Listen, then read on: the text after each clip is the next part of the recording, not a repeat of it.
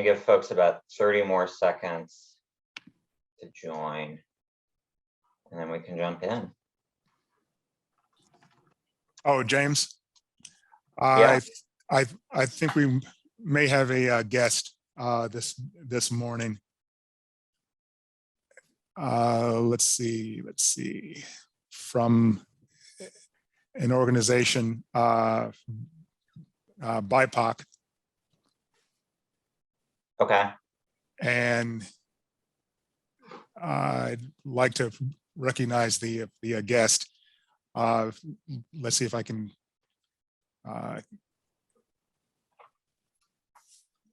find the name. I don't know if they were able to join though. Okay.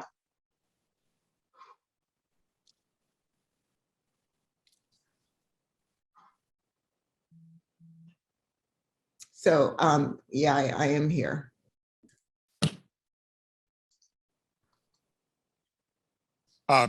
Sharon Harris? Yeah.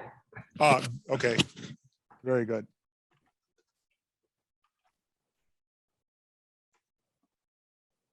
Good morning. All right, so we have quite the attendance list today.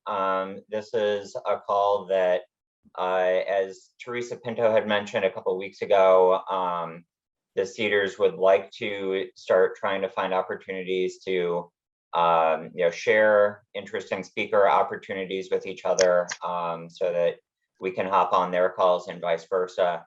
And this is one that we wanted to open up to everybody, because I think it's a timely and interesting conversation, and hopefully will give us all some good information to share with our businesses about some of the economic impacts that we might see coming up. So Mikhail and Sharon, did you want to give more of an introduction real quick before we jump in? Was there something else that we were hoping to connect with, or were we just checking in? I can give a quick introduction. Hi, I'm Sharon Harris. I live here on the Seacoast. I was asked to learn more about the Cedars. We've had Tina come and sit in on a couple of the meetings for BIPOC. BIPOC is the Business Alliance for People of Color. It's a group that's recently organized businesses throughout the state, getting together, learning more about, or getting together to share opportunities amongst ourselves, but also just to build alliances. Coming personally, my business is Partnered Success College and Life Skills Coaching. I work with young adults in the educational realm. I'm also on the board of trustees for the community college system, so heavily involved in education throughout the state. Actually, I work with clients throughout the country, throughout the world, navigating education. So the speaker today actually is of interest to me in that I actually have a student that I was working with from Ukraine at this very moment. So this is an interesting topic for me, but just perfect timing for me to be listening in. So thank you for the opportunity to join you. Great, welcome to the group. And if you want to get on our regular mailing list, you either get your information to me in the chat, or Mikhail, if you want to connect us so you can keep track of our agendas going forward. So with that, I'll turn things over to our speakers this morning. So I want to briefly introduce Tim Horgan, who is with the New Hampshire World Affairs Council of New Hampshire, and Adam Boltik with NHBEA, who is the new program manager for the Office of International Commerce. I invited them this morning to discuss the invasion of Ukraine and potential global economic impacts. Things that came to my mind were things like potential energy cost impacts, cost of global shipping, potential economic fallout of the sanctions, but I would definitely defer to both of their expertise as to whether any of those are likely to happen or whether there are others we need to worry about. So with that, I'm going to hand things over, and I think, Tim, we were going to start with you. Is that right? Yeah, that's right. So good morning, everyone. My name is Tim Horgan. I'm the Executive Director at the World Affairs Council of New Hampshire. Just to give you a little bit of background for those who may not know, we are a nonprofit, nonpartisan organization, and our mission is to help people better understand what's going on in the world around them. Obviously, a lot of complex issues to cover in that. So we are achieving that goal through speakers programs, through international visitor exchanges, and through our participation in the Academic World Quest, which is a global high school academic challenge. And we're running the New Hampshire competition this weekend. So we're really excited about getting back to in person with that program and others that are coming up.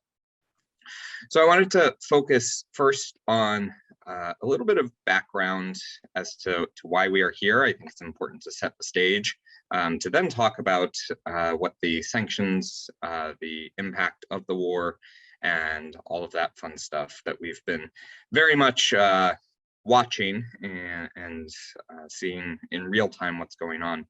So, of course, we saw for a couple of months prior to February 24th, the day that the invasion began, a buildup of forces by Russia on the Ukrainian border with Russia and Belarus. This is not something new. This is something that's been going on for close to a decade at this point. So in 2014, you had the invasion of Ukraine into Crimea, the annexation of Crimea from Ukraine to Russia, and support of these separatist movements in the Donbas region of Ukraine. So when we talk about this invasion, this is not a new invasion. This is a continuation of a war that's been going on for almost 10 years, and something that kind of took a background seat for quite a while. So the reasons that Putin gives are kind of all over the place for why he's doing this and what his goals are. And so it's a little unclear specifically what his issue with Ukraine is.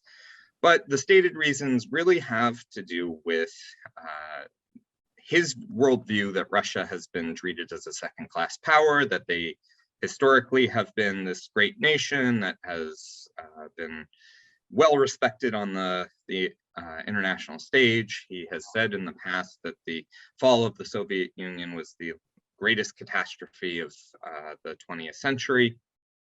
And so this just gives a little bit of background into his mindset, that the fact that NATO has been expanding into Eastern Europe, the fact that Ukraine has made it very clear that they want to join the European Union and NATO, Putin very much feels under threat from this, that Russia is being hemmed in by the West, and that we are trying to remove him from power, trying to stop Russia from growing. But really, what I've been talking about with a lot of people around this idea is Putin has absolutely put himself in this position. There were plenty of opportunities, plenty of chances for Russia to be integrated into the global system, into the liberal international order, to join organizations like what was the G8, now is the G7 after they were kicked out back in 2014, and to really work collaboratively with the West. And if he had taken that route, if he had taken the route of a democratic country where he turned over power after a reasonable amount of time through free and fair elections, then there wouldn't be this issue of the US trying to hem in Russia, or NATO trying to hem in Russia and being afraid of Russia. But this is where we are. So, we have seen a lot of horrible images coming out of Ukraine since February 24th. We've seen terrible images of cluster bombs being dropped in civilian areas, apartment buildings hit with missiles, and really sort of a ramping up of the indiscriminate nature of this war. And I think this is important to note before we get into the sanctions, because even without sanctions, even without a strong international response from all parts of the world, there were going to be global impacts to this war. Ukraine is one of, I think, the fifth largest producer of wheat. Russia is the largest. There's obviously a lot of oil and gas production in that area. A lot of commodities come out of there. And if you just think about it, you know, oh, sorry about that. If you just think about it, the people in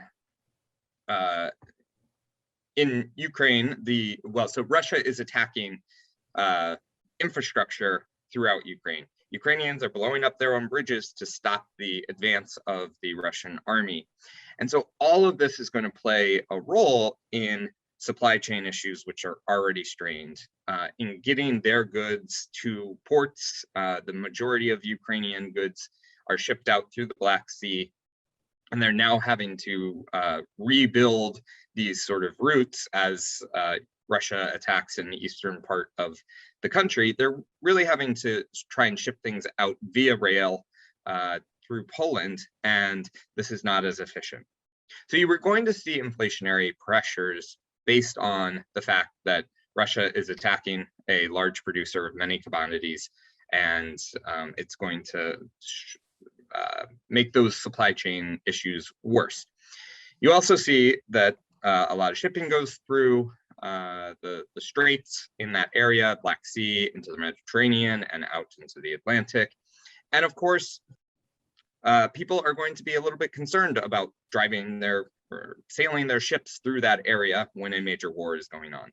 You saw a lot of insurance carriers start to refuse to insure flights that would go through that area. And so that includes flights that are moving product more than just moving people. And so you end up with these inflationary pressures anyway. Then throw on sanctions, and it really depends on what you're talking about in terms of sanctions, what sanctions we're talking about. So there are the sanctions that are really focused on individuals freezing their assets and making it difficult for them to engage in the world. So we're seeing ships, super yachts around the world, luxury houses and condos and apartments in some of the most beautiful areas being seized by governments because they are owned or believed to be owned by Russian oligarchs who have been sanctioned for this effort.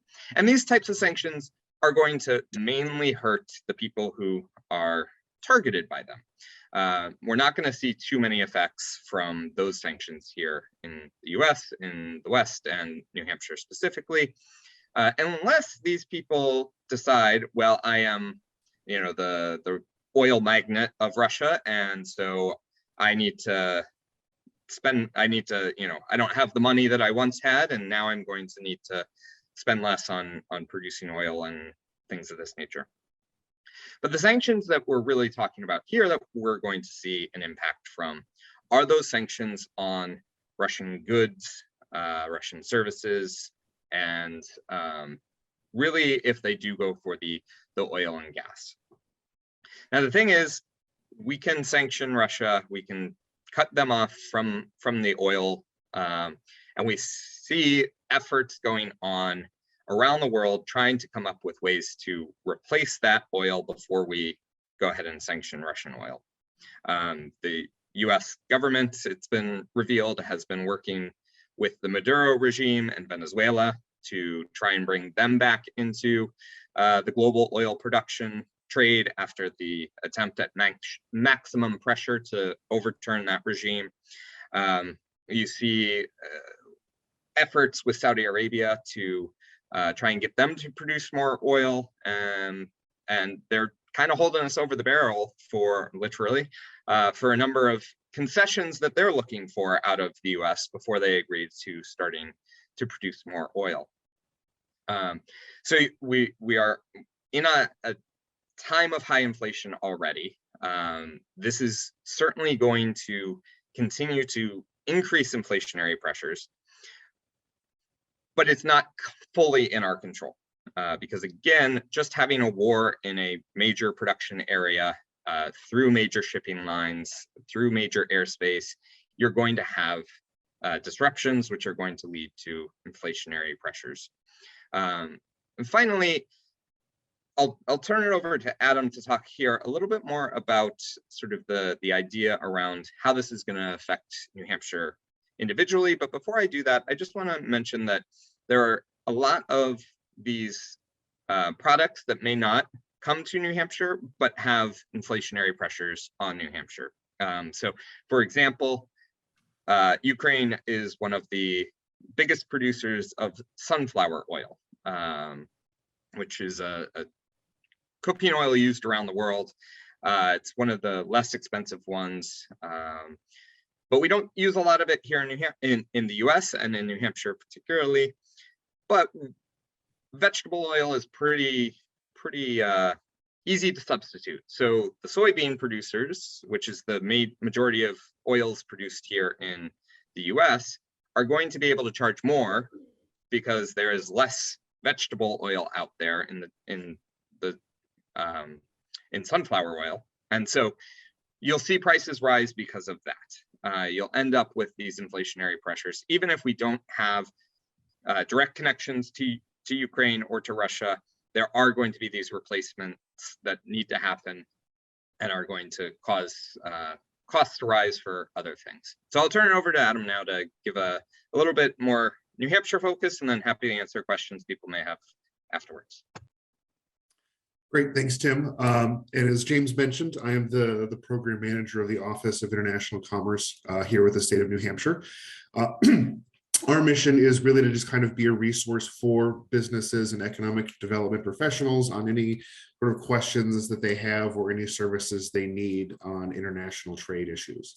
We do provide a lot of support to New Hampshire businesses, particularly small businesses, that are looking to learn more about foreign markets and sometimes about, you know, what world trends are going to mean for them to do business, much like what's going on now. You know, thanks, Tim, for getting on here and giving, I think, a great sort of overview and background to everything going on. And, you know, one of the questions that we've kind of seen, and the reason I think James asked me to be here was, we've already got a few companies that have been kind of asking us, okay, like what is this going to mean for my business, for what I'm doing, all of these sanctions that are coming out, all of these new rules, you know, at the end of the day, sort of what does it mean for us? And, you know, the first thing I will say is, you know, we are not attorneys here at this office. A lot of the new rules and restrictions that are being publicized and being announced by the federal government are done by lawyers.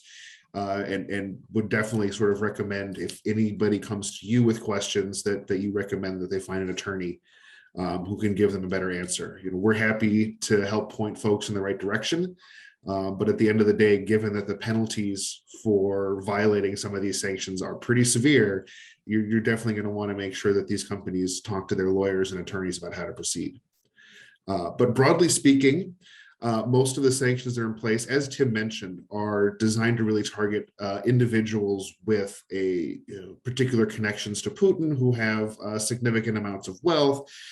There are also a number of sanctions that are targeting a lot of state-owned industries as well. The idea behind these, of course, is to put pressure on decision makers and those who may be able to influence those decision makers and making sure that, you know, peace is in their best interest.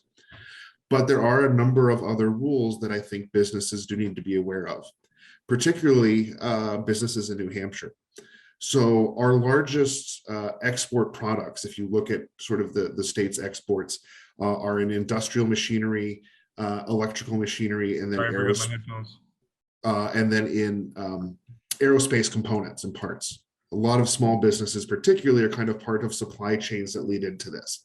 And all of these industries have been affected by some of the sanctions that have been put in place over the course of the last few weeks. So for instance, there are new export control requirements on products that can be used in oil and gas refining. There are export controls put in place on semiconductors, on computer equipment, on aerospace and aerospace parts, plane parts, and things like that. These export controls are basically saying that US companies cannot export these products if they are going to be used or sold to any sort of Russian company or used by a Russian entity. This is incredibly important because this is not just direct sales that may come from New Hampshire businesses, but if these businesses are part of a supply chain where it's eventually going into, say, a Russian airplane, or it's computer chips that might be going into certain computers that might be sold to Russia at some point, they are going to need to really be careful to make sure that these companies do their due diligence so that they're not falling afoul of these export control rules. Because again, much like with other sanctions, the penalties are very, very severe, fines and potentially jail time as well. The other big area that I know that we've had some questions about that have come up are the sort of the broader financial sanctions. There's been a lot of talk about SWIFT and what that means. Basically, what has happened is a lot of the Russian banks, both state-owned and then some private banks as well, have basically been told that they can't access international payment mechanisms. This makes it really hard for companies that might be involved doing business with Russia with non-sanctioned individuals in areas where they otherwise wouldn't have any problems engaging with commercially. It could be real problems with them actually getting paid for the work that they're doing. We had one company contact us there, not to give anything away, but they're involved in providing certain services that, again, based on what we've seen so far, wouldn't be affected by sanctions. But again, because they're getting paid by a Russian company to do this work, and the extent of the financial controls means that, Russian banks can't access this international payment system. So that they would need to find a international bank that has a branch in Russia that sort of processes payments that way in order to get paid. Otherwise, they may not see any money for some time.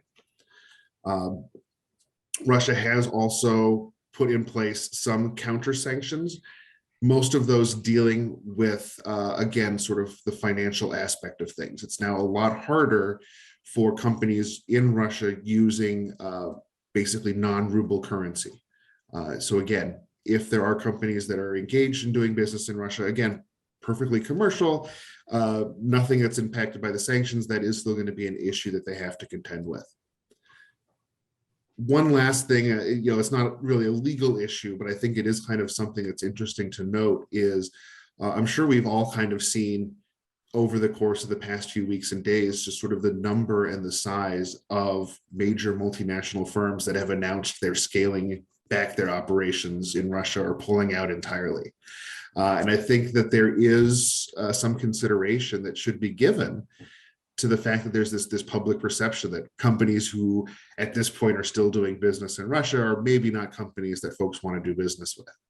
That really the movement is towards companies that are pulling out. So I think that's another important business consideration. So if that question comes up, it's worth noting, look, there's as Tim sort of had mentioned with the oil and gas, Shell has decided, and I think BP have decided that they're basically pulling out all of their investments. And companies, in the cosmetics industry, in food, in retail, all of them are pulling out. And I think there is, it's important to note that there is that pressure, even if the transactions are totally allowed, and there's not going to be any problem getting paid, that there's sort of a desire for companies to be seen as doing the right thing. So I think we're going to kind of continue to see, particularly if the invasion drags on, I think we'll probably see more and more sanctions. Right now, for instance, all of these sanctions have basically a really, really big carve out for direct oil and gas. As Tim mentioned, that could be something that gets stepped up in the future, particularly as the US and other countries sort of find new sources of energy. While there has been seizure of assets in Europe, like of the oligarch yachts and things like that, generally there hasn't been sort of a mass seizure of Russian assets in the United States or most other countries as well. But again, that could be an area where if this goes on, that may get stepped up. So companies that maybe have access to that or that it may be even holding sort of Russian intellectual property for some reason. Those could be, that could be affected by this as well if things kind of continue as they are. I did want to kind of keep this short, given that it's really broad. I'm sure there are probably more questions. And given that you all are working very closely with the businesses in your communities, I also wanted to sort of make sure that we left plenty of time. So on the sanctions end, I'm happy to kind of talk about things as well. One note, last part, just because I know I've gotten a lot of questions about this. Thankfully, I think the impact on New Hampshire is probably not going to be as severe as in other areas, given that our direct trade to Russia is actually pretty light.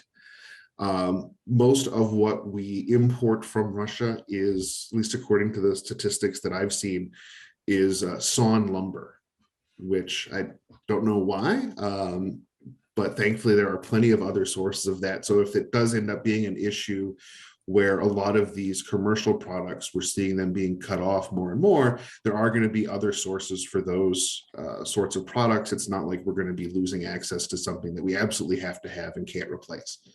Our exports directly to Russia as well are also relatively small, but it is an area that for those companies involved in it, we do need to look out for. So industrial machinery is one of the larger exports that New Hampshire has right now to Russia. As I mentioned, a lot of the new controls put in place are designed to stop the export of a lot of the industrial machinery that, again, is used in oil and gas, that is used in aviation, or that could be used in computing. So those might be areas where we see some companies affected. I will just say that I have not had any companies come to us now that have said that there are issues or they have concerns. But again, given that you work so closely with businesses in your community, if you do hear anything, if you do have concerns, please do feel free to reach out to my office. We're happy to help you however we can. But I think with that, I think Tim and I are more than happy to take any questions you may have. Sounds great. Questions for Tim or Adam? Yeah, Charlie. Yes, we didn't really talk about China, and I know there's a no limits partnership between China and Russia, and I'm assuming there are going to be future trade partnerships that are going to get strengthened as we begin to release our reliance on products. What's the impact of that in the short and the long term? To either Tim or yeah, I can take a stab at that at first. So this has put China in a really awkward position. China has very much been of the mindset, at least outwardly speaking, that they are not interested in violating the sovereignty of any country. They have made multiple statements saying that no one should ever violate the sovereignty of another country. And about 3 or 4 weeks after they signed this unlimited friendship with Russia, Russia is now violating the sovereignty of another country. So you see that they are not fully supportive of Russia in this. They abstained from the vote at the UN Security Council. They have made statements that will not condemn Russia. They do not identify this as an invasion, but they still say Russia should come to a peaceful resolution here. Their concerns should be considered, and NATO is the problem here. Those typical lines of speech, but you do not see them sanctioning Russia over this. And so, of course, with China being, the biggest or second biggest market, depending on what numbers you look at, Russia can turn to China and sell a lot of goods to China. China is under the same energy crunch that the US and the Western world is. They had late last year to shut down electricity production in a number of areas. They rely heavily on coal at this point, but they can certainly ramp up oil and natural gas. Of course, that'll take some time to build that kind of infrastructure, but if we do go the route of sanctioning Russian oil and gas, they can, ship it out to the West and get it out that way and continue to support their military actions through those funds. That is not to say that I think, we shouldn't or we should do any of this, but just sort of giving some insight there. there are other countries as well who are continuing to trade with Russia. India being another very large market that has not yet taken too many sanction actions against Russia. So they do have friends in the world. Those friends may not be overly happy with what that looks like. But I think, to your point, on the long term, if this does go on for a long time and the sanction regime in the West holds, because what Putin's really hoping for is that the US and the West, NATO, etc., loses interest in this, and that their publics say, listen, this is not something that we want anymore. We don't want to sanction Russia because it's hitting our pocketbooks and we need to step back from this. That's Putin's goal in the long term. But if that sanction regime does hold, then we are starting to get back to more of a Cold War era style world where things are split. People have to choose sides, and you would have Russia and China as one side of it, and NATO and the US as the other side of it. And I think this really pushes Russia and China closer together in the long run, because they view themselves as these bulwarks against this liberal order, this democracy that they do not believe works in the long term, that authoritarianism is the way to go.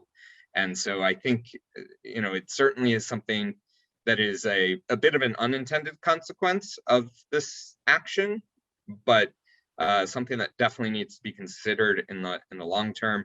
Not that things were going all that well between the US and China currently, but I think this certainly pushes the world more to that, we'll call it a bipolar, but multipolar within two sort of spheres of influence.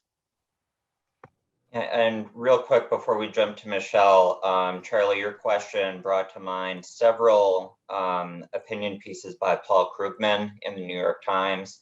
Granted, he's one economist, and it's in the editorial section, so take with a grain of salt. But he's sort of been looking at all of the reasons why there are barriers to China being able to sort of completely on their own fill in that gap that's widening from all of the other things from the rest of the world.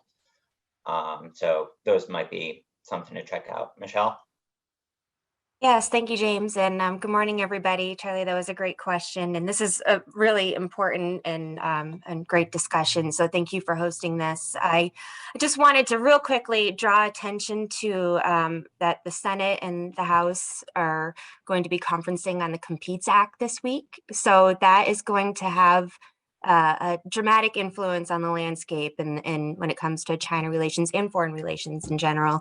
There's a lot of provisions in there that addresses things like domestic independence of energy and technology and chips, like the CHIPS Act is in there as well. So there's a lot of provisions as well for cybersecurity, because that is a major vulnerability of our country that needs to have these resources put behind it, and also aligning with allies such as others in the Indo-Pacific region and Taiwan. So this is going to have a dramatic influence on this conversation as well, and they're moving right along with that. So again, I just wanted to point to that real quick. I do have to hop off to do a presentation, but I know you are sending recordings out, so I'll be faithfully following that as well. But I'm happy to send more info after this on how that progresses. So thank you all. That would be great. Thanks, Michelle. Other questions? So I want to kind of jump in really quickly and briefly on the question about China as well. So I think one of the things that we've started to see and hear about is actually there are a number of companies in China, especially the ones that are doing business in the US or the EU as well, that are really concerned about the impact that secondary sanctions can have on them as well.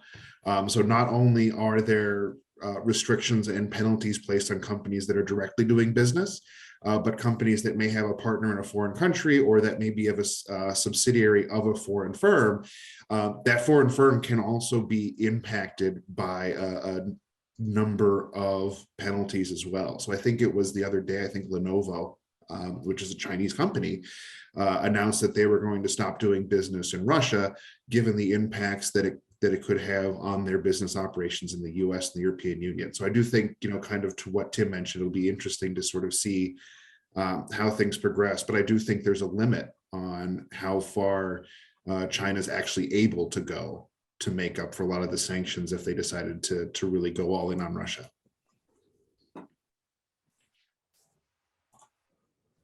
Thanks, Adam.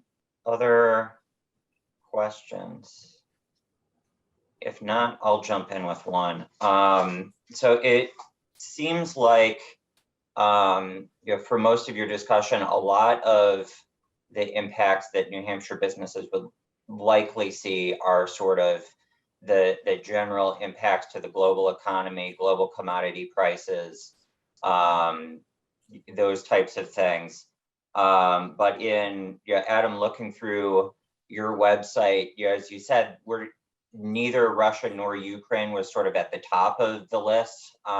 In the one that I saw, it looked like they were around like the 45 to 55 range, both of them in terms of the amount of trade that comes between New Hampshire and those countries. But if there are businesses who are sort of normally tied into those supply chains, those markets, and who could not be doing that business right now, whether it's explicitly sanctioned or for PR reasons or practical reasons with SWIFT, what sort of resources are there in terms of helping those businesses to recalibrate, potentially find new markets? I'm imagining that a lot of these components aren't something that is going to sell well if they go up on Amazon or eBay. So. Yeah, I think you're right. For instance, I would not have a lot of interest in buying, industrial boiler valves or piping for gas refining equipment.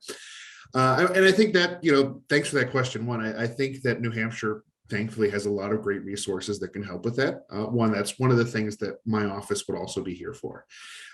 We work very closely as well with federal colleagues at the U.S. Commercial Service based in Portsmouth. And working together, we can help them link up to other potential markets, even ones that maybe they haven't considered before. We work with the New Hampshire Manufacturing Extension Partnership. I have to imagine everybody's familiar with Zanagi and the work he does, but we can also work with them to help find other maybe domestic consumers of certain equipment as well, if again they're part of a supply chain and looking for other places to sell these. I like to see our office as being there as that first point of contact, and then we're happy to work with all of our partners in the public sector and the private sector to help find new opportunities. So if there are, James, exactly like you said, businesses that maybe are part of the supply chain and they're finding things canceled, or if they're just sort of concerned and they happen to have some product sitting out, we're happy to work with them and try and find a solution, both temporarily as well as maybe long-term, other different markets they can sell to and other uses for products and things like that. I'd like to just also add that, yeah, we don't do a lot of trade with Russia, bringing things in. But really what we will see is these sort of knock-on effects. So one of the big exports of Russia is palladium. They supply about 14% of the world's palladium, which is a key component for electronics.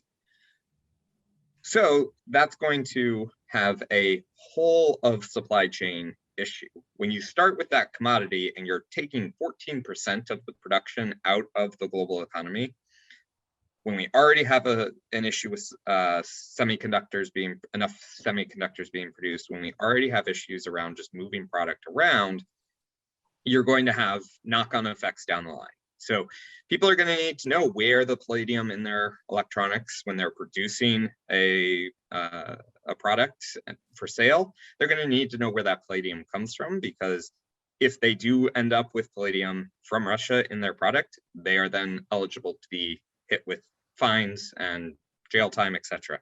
The other thing to think about is, how do we replace that?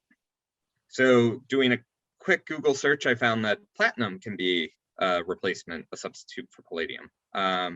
Well, what other industries, what other uses are there for platinum? And we're not getting a lot of platinum from Russia, but there's going to potentially be a much bigger demand for platinum. So those people who are now using platinum in their systems, have always forever been using platinum in their systems, are going to be paying higher prices because there's going to be potentially more demand there. So it's really looking at these knock-on effects, that this is a very complex global system, that everything sort of plays off of each other.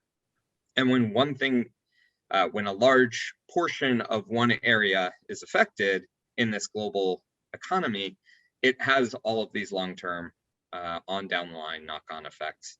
The other thing to think about is in terms of the sanctions on oil and gas. Well, we are talking now about sanctioning crude oil coming out of Russia, but there are products that Russia produces that are refined oils, and those are obviously of higher value. And so the discussion also needs to be about, okay, yes, we can talk in general about sanctions on oil and gas, but we really need to know, what does that mean? What products within the system are being sanctioned? Because Canada has already taken the step to ban the import of Russian crude oil, but it's really much more symbolic for them because they do not import a lot of crude oil from Russia. They import a lot more refined oil products. And so really, as we consider this from a policy standpoint, we need to consider what steps we're willing to take. And one of the things that I'm really focused on right now is, what price are we willing to pay to help the people of Ukraine, to hopefully end the violence, help to end the violence, and make Russia sort of pay the price for this action. And we haven't seen Putin to this point have much of a care about sanctions, but hopefully with these stronger sanctions that are being implemented, you see a lot of the people around him who are going to maybe turn on him to say, enough is enough, we need to stop this. Other questions? Warren? Yeah, thank you, James, and thank you, Tim and Adam, for presenting in such a global way, and continuing the conversation relative to how flat this world really is, and how much flatter it's become over the past 20 years, and how impacted we are in a small state like New Hampshire by world events. So anything I say moving forward is trivial compared to the pain and suffering that Ukrainians have been dealt. So my comment and maybe a question is around the impact of this relative to our economy in this country. And again, that's secondary. I feel guilty even thinking about our price of gas in these trying times. But if you think about the inflationary pressures that were pre-Putin attacking Ukraine, and how that's going to play out moving forward, and then how the Fed's going to react to that, maybe they'll react quicker with increases in interest rates, and what that might mean for the New Hampshire and the U.S. economy. Michelle said that investment in infrastructure here relative to natural gas, and I'm looking at more long-term solutions around sustainable energy moving forward, but these are all long-term solutions. We're never going to replace the oil and the natural gas that we're not going to replace that for quite a while with domestic production. So that's a concern of mine, is what this does to the economy that is really now in very good shape as we enter the endemic phase of the pandemic. So that's maybe a comment and a question. So before I turn it over to Adam for more of the economics behind it, I do want to say that, Warren, it is actually very important to talk about the pain that people in the West are going to feel. And yes, I agree, it's certainly not as real and terrible as what's going on in Ukraine. But if the pain level rises in the West to the point in which people are no longer willing to support sanctions and willing to pay these prices, then the Western response falls apart, which again, as I noted, is what Putin is counting on. So it is important to talk about these things, talk about where is that tipping point of, okay, we're okay with oil being at $135 a barrel, but not at 160. So we need to factor that into our response, because this is the type of action, the invasion of Ukraine is the type of event that cannot go unresponded to. There have, of course, been a number of comparisons made to World War II, where Hitler was allowed to, oh, he'll just take Czechoslovakia, he'll just take Austria, and then he'll be done. So we do have this sort of thing in the back of our head that this does need to be responded to. But we also need to understand that this is probably going to be a long-term issue. And so we need to make sure that our response is calibrated to the point in which the West, NATO, allies around the world are willing to continue to pay that price in order to stand up for Ukraine. And I'll turn it over to Adam for more of the impacts on New Hampshire. Yeah, well, Warren, I appreciate the thoughts and the question. The first thing it brings to mind is the famous quote from Yogi Berra: "Prediction is very hard, especially when it's about the future." I mean, the number of impacts and the kind of different actions that I think players can take is something, for the large part, we're just going to sort of have to sit back and see. For instance, we saw the last time that gas prices were close to this level, years and years and years ago. That sort of spurred an entire push towards, finding new sources of oil, finding new sources of energy. That was kind of really what kicked off the shale craze. And it's like, do we go back to that? Who knows?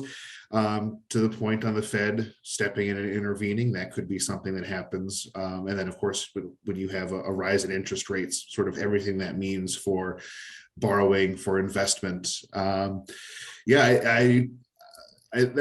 sort of in the boat here with the rest of you, where it's like kind of wait and see what happens. The nice thing is, I think, because our state is not, super dependent on, say, Russian imports of fuel, or because we're not super dependent on Russia as a market for what we're producing. My hope is, and then is by being a resource, we could find other sources for the companies that are affected.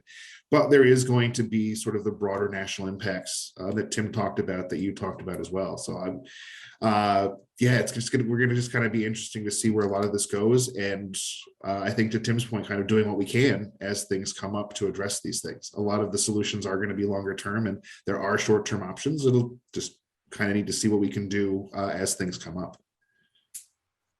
And then I'll also add to your point, Warren, about a move towards more potentially more sustainable green energy.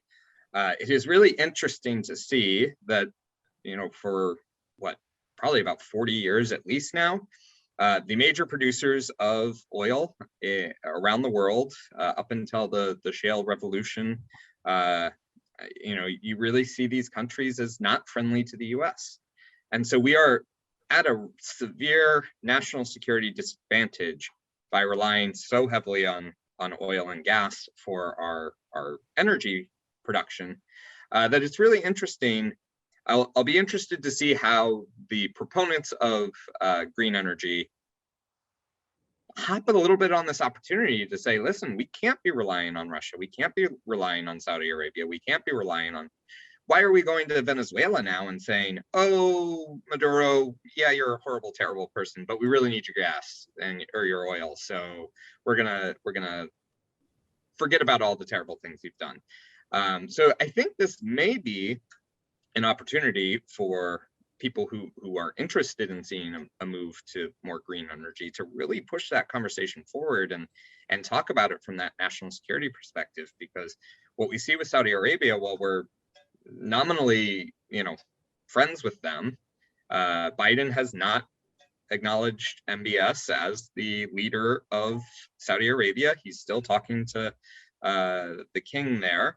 And Saudi Arabia has said, listen, until you acknowledge MBS as the leader of Saudi Arabia, we're not going to produce more gas. And so we are being held hostage by this one commodity that is causing huge ripple effects across our economy. And of course, this is not going to be a quick solution. This is going to take time to make these moves, to continue to move off of oil and gas. But it will be interesting to see if this has long-term effects on people's thinking around needing to move away from the use of fossil fuels.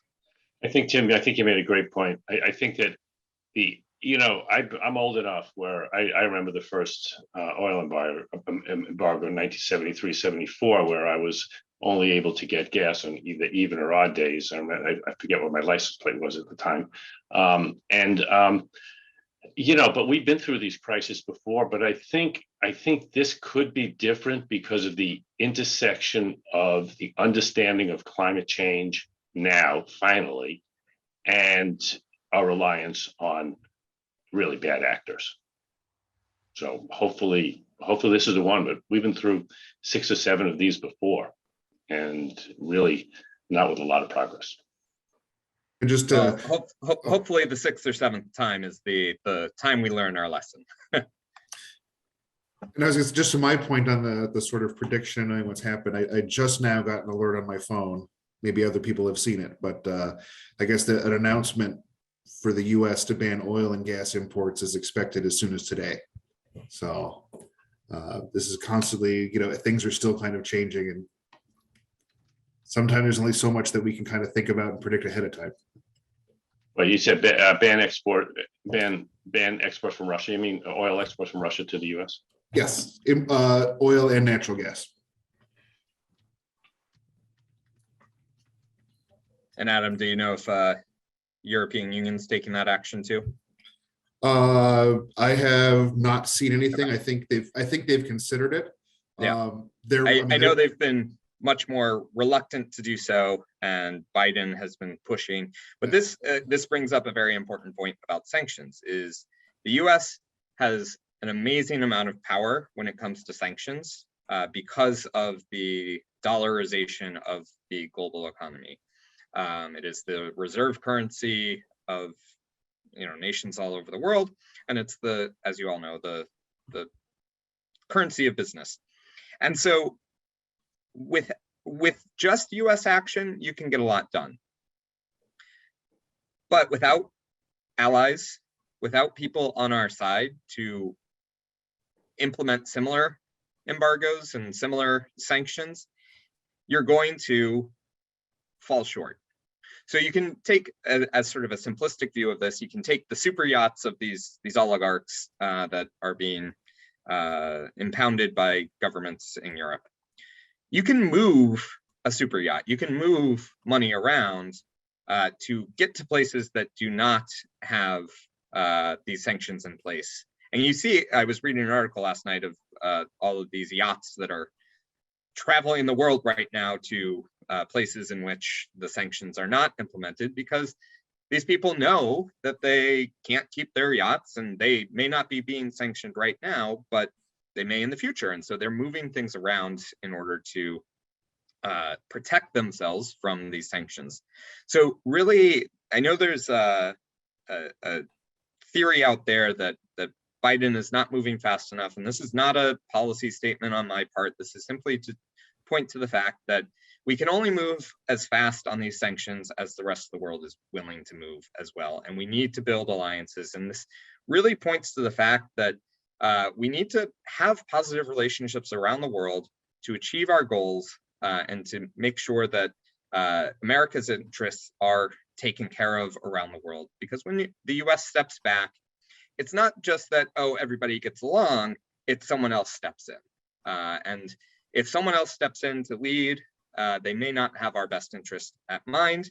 And so being sure that the US is engaged in the world, interested in the world, and understanding the world is very important, particularly in times like this.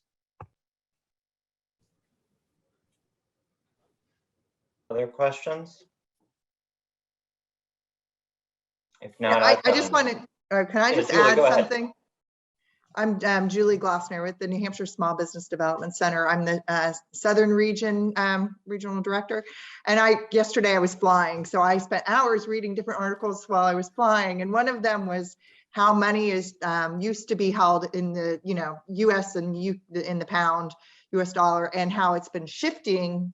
Russia and China are taking money out and putting it into other, Russia has their own currency, the gold standard. And when China creates their own, they're working on their own stock indexes. And so there is a shift happening. And I think that being a global partner is important, and being a strong person, country that can make sure that our interests are being maintained is important. So even here in New Hampshire, it's going to affect how, our prices are going to go up. It's just going to have to happen, and people have to get used to it and realize that we need to be strong. And I think that depending on, I don't want to get into politics, but I think that we've been in the last number of years haven't had to or haven't been as strong of a leader in the world as we should have been. And now we're paying the price a little bit. And yes, there has been an effort by China to make their currency the renminbi, the reserve currency around the world. They are having major problems with that because a lot of countries don't trust China. They have seen how, particularly recently, China has really clamped down on the private sector within their country, and so they've run into some serious headwinds there. But it's not to say that this type of regime or sanctions regime isn't going to push more countries towards that.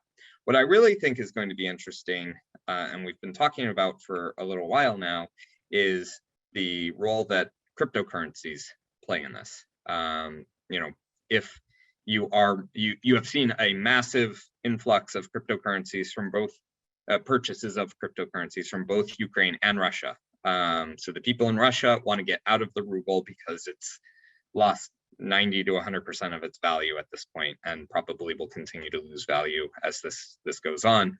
But if you can get your money into cryptocurrencies, nobody necessarily knows who you are and where that money came from. But also, it's Ukrainians putting a lot of money into cryptocurrencies because they want to protect their own assets, and moving it out of banks and into the digital currency world is a way that they see as having an ability to protect their assets. So really, that's an interesting part of what's been going on. And then the idea of the potential use of cryptocurrencies to avoid sanctions, to get out of the dollar system, to avoid needing to use the SWIFT banking system. These are all ways that countries beyond Russia, this is something that China has been looking into with the digital yuan, that Iran has been using for a while to try and, after the US left the JCPOA, the Iran nuclear deal, they've been trying to get countries to deal with them via cryptocurrencies to avoid sanctions. So it's a really interesting sort of point, is the US has had this power because of the ubiquity of the dollar, but in the long run, the more we use sanctions, the more people are going to try and find ways to get around our sanctions. And particularly if we do see this split of the authoritarian world versus the democratic world, with Russia and China on one side, NATO and the US on the other, you're going to see this interest in getting off of the dollar so that sanctions cannot hurt these countries that the US and NATO and the Western world target. So on the crypto issue, and I do realize we're coming up on 10 o'clock, and I want to be respectful of people's time. So I think I'll ask for a short answer to one last question. That brings to mind, you mentioned earlier very briefly cybersecurity issues. And this is a war where we're seeing, in some cases in much greater degrees than in prior conflicts, organized and in many cases, volunteer, unorganized, cyber warfare, hacktivist groups, non-governmental sort of organizations getting together to take direction in some cases from the national cyber authorities, or in some cases just sort of doing their own thing for the cause they support most. So I guess I would ask either of you or both of you for sort of your quick thoughts on the likelihood of some of those activities spilling over to impact US businesses, or the steps that businesses can or should be taking to protect themselves from threats like that. Yeah, I mean, cyber is a really interesting area, and particularly when you're talking about conflict. We've been told over the years that the cyber Pearl Harbor or cyber 9/11 is on its way. But what we really see are these low-level attacks that are designed to disrupt, but to stay below the threshold of a response. There's, I think, only been, to my knowledge, one kinetic response to a cyber attack, and that was Israel blowing up a building that they claimed Palestinians were using to run cyber operations out of. So that's really the what we see going on in the cyber world right now, sort of these low-level attacks to disrupt things. We've all seen the colonial pipeline type stuff happen. But the really interesting thing is, once a virus is out there, it's out there, and you have no control over where it goes and what it does. We saw this many years ago with the NotPetya attack, which is attributed to Russian intelligence. This was, I think, 2016 or something like that. They put a virus into the Ukrainian version of QuickBooks, basically, with the idea that they could destroy the Ukrainian economy by destroying anyone who uses this system. And it was very effective, except for the fact that it spanned the world. So anyone who had a connection to a company that used this software got hit. Anyone who had a connection to a connection of someone who used this software got hit. And the really interesting thing is that major multinational corporations suffered a lot of damage because of this, as well as small independent organizations. There was a hospital in Pennsylvania that was hit with this. There was Masaryk was the big one people talked about. They were unable, basically this virus destroyed all the computers and said, haha, good luck trying to get this back. And everybody had to rebuild their systems from scratch or memory, basically. Cost the global economy about $10 billion. Now, to really indicate that once this is out there, you have no control over where it goes, the Russian gas company was also hit by this virus that the Russian intelligence community sent out. So I think there is certainly an opportunity for people to be hit with this. Our organization many years ago, when we were using much less secure system than we have now, was our website was hacked by Chechen nationals, and basically because we were an easy target. So I think there is definitely an opportunity or possibility that companies will be targeted or will be sort of collateral damage in these cyber efforts. We've seen it before, and there's no reason to think that it won't continue to happen. Just kind of want to add on to that, and given the size and scope of these and how damaging they could be, thankfully, I think there has been a strong recognition from the U.S. government that this is important, particularly for businesses of all shapes and sizes. There are a number of programs that are out there that are specifically designed to help businesses with their cybersecurity needs. It's sad that Julie left, because I'm sure she would have loved to have talked about what SBDC does. But they have been working with the Tech Alliance, and they have some federal funding to do cybersecurity assessments and to do counseling. MEP I know also has some cybersecurity. Oh, there's Warren, he'll correct me. MEP has some cybersecurity programs, and then even our office, the Office of International Commerce, for businesses that are engaged in international trade. We can provide a bit of funding for cybersecurity efforts and help, link up to partners who can do these assessments, and then who could help come up with custom business solutions to protect data and anything like that. But I just wanted to make sure to add that in, that, if there are questions from your businesses on, hey, what can I do? Feel free to go to any of those sources, because there is programs and there's funding available to help. Yeah, thank you, Adam, for that. Yeah, we've got a cybersecurity program that, if I don't have time to put it in chat, I will send it to James, and perhaps James, you could send it around. Yeah, we can get it in with the notes.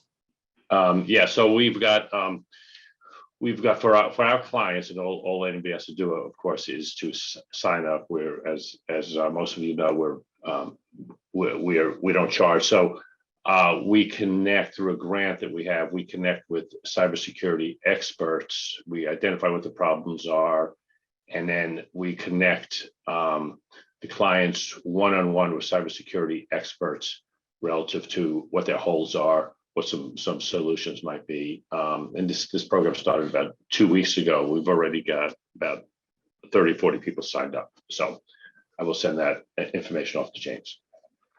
And also we've got through the SBA, we've got a certified export specialist, a compliance business advisor.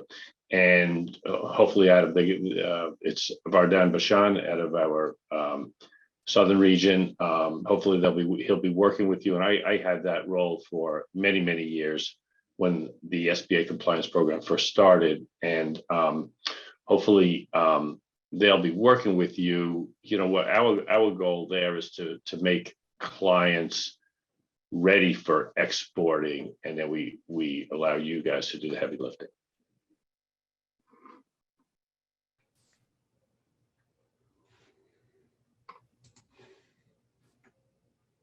All right. Thank you for that. Thank you, everybody, for joining. And Adam, Tim, thank you so much for your time. I think this was a great conversation, a lot of really interesting and helpful information for all of us. So this is great. Thank you so much. Some quick updates for everybody else. Next week, I have reached out to the Seacoast HR Association to see if somebody would be able to join us, but I don't have a confirmation on that yet. So next week's conversation is still a little bit to be determined. David Choate will be joining us the week after to talk about commercial real estate trends, business relocation, things like that. And then currently we don't have anything lined up for the last week of March or into April. So if you have other ideas for things you want to cover, absolutely send them my way. And we will chat then. So thank you, everybody, for your time, and have a great week.